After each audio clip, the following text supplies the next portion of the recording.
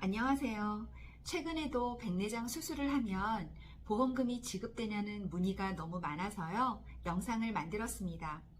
금융위원회가 추정한 백내장 실손보험금 지급 규정을 보면 2020년에는 7억 5,098억으로 2016년 1,700억과 비교해보면 엄청나게 증가했습니다. 문제는 실제 백내장이 발생하고 치료가 필요해서 지급된 보험금보다 브로커가 개입한 보험 사기가 늘어났다는 겁니다. 2016년 이후에 실손보험을 가입하신 분들은 다초점 렌즈 수술 시 보장을 받을 수 없게 되었습니다. 실제 보험사에 공시된 보험금 지급 사유 조사 대상 선전 기준 안내를 볼까요? 대표적인 사기 방법이 통원 검사를 했는데도 보험금 지급 한도가 높은 2번 검사로 조작한다거나 비급여인 다초점 렌즈를 비싸게 수술비를 부풀리는 경우였습니다.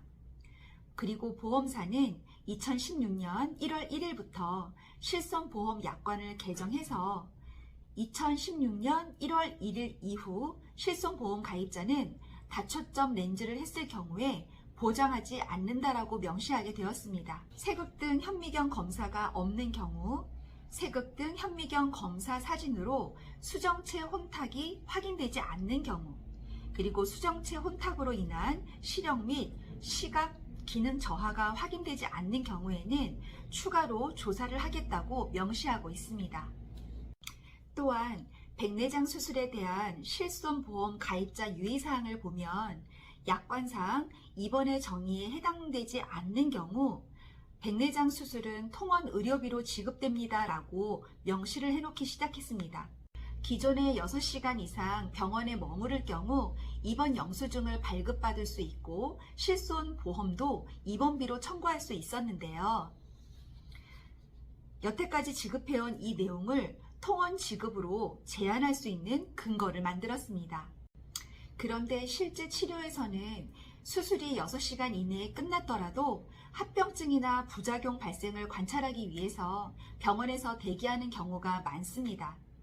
이런 일괄적인 기준으로 적용을 하다 보니 실비를 언제 가입했는지 이제는 상관없이 백내장 치료를 받고도 실손보험금을 제대로 보장받지 못하는 선량한 보험 소비자가 발생하게 되었습니다. 이렇게 피해나 분쟁이 급증했는데요. 결국 백내장 실손보험금 분쟁에서 보험사 측의 쟁점은 수술 필요성과 입원 필요성입니다. 이런 보험사와 소비자 간의 분쟁이 발생하는 가운데 지난 2023년 12월 28일 금융위원회는 백내장 실손보험금 지급기준 정비 추진이라는 보도자료를 발표했습니다. 이 발표에서 수술 필요성과 입원 필요성에 대한 기준을 제시했는데요.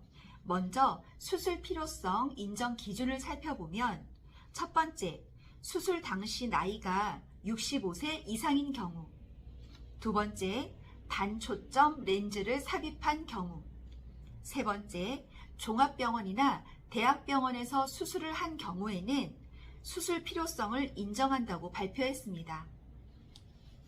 다음으로 입원 필요성에 대한 인정 기준을 살펴보면 백내장 수술 시 기저질환, 합병증 또는 부작용 발생, 타 수술과 병행했을 경우에는 객관적인 증명서류를 제출하는 경우에 한해서 입원 보험금이 지급되도록 명확하게 하겠다라고 되어 있습니다. 이번 발표는 분쟁의 주 원인인 보험사 측의 쟁점, 즉 수술 필요성과 입원 필요성에 대한 내용 개선이 없기 때문에 앞으로도 65세 이상 고령자가 아닌 경우와 다초점 렌즈 삽입술을 의원급 병원에서 받은 분들의 분쟁은 계속될 것으로 예상됩니다. 언론 보도를 보면 현실적으로는 소송 말고는 다른 방법이 없을 것 같아서 이번 발표는 굉장히 아쉬움이 많습니다. 백내장 수술 보험금 지급 개정된 변경사항에 대해 요약해서 알려드렸습니다.